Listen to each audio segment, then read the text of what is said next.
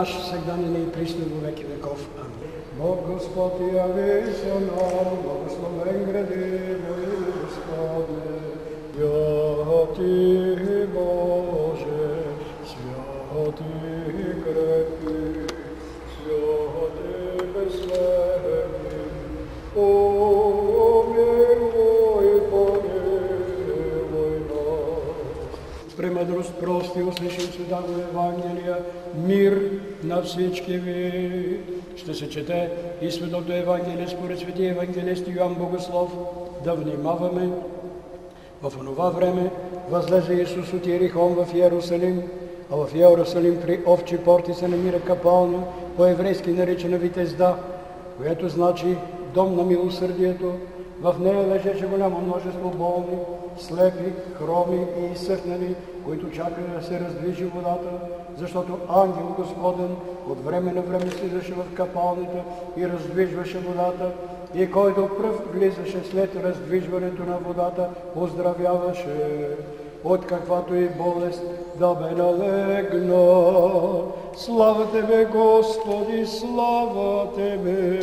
С душевен мир на Господа да се помолим, за да бъде тази вода за освещаване, мир, здраве, благополучие на всички, които с вяра и приемат на Господа да се помолим.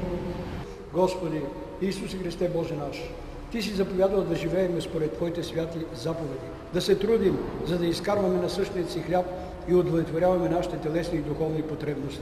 Но не винаги делата и предприятията ни са според слабите ни човешки сили. Сам Ти си казал, Владико, че без Тебе не можем да правим нищо. Ти помагаш на всички, които с вяра Те призовават. Затова и тези Твои чеда са дошли в храма на Твоята слава, за да осветят своето знаме, да следвайки го, да имат мир, здраве, успех и благополучие.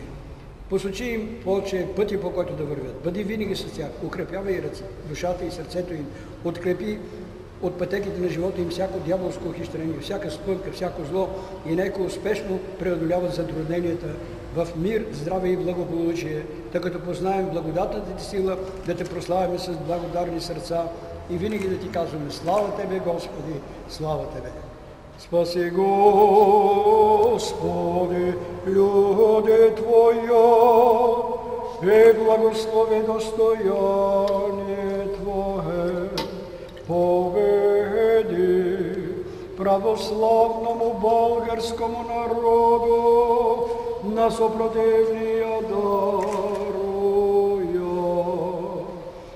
Благослови се и се спущава това знаме със силата на Светия Дух, в името на Отца и Сина и Светия Дух, за да бъде за здраве и спасение на всички, които ще го следват, сега, всякога и в вечните векове. Амин. Спаси, Господи, люде Твоя, и благослови достояние Твое. Победи. Заповядайте.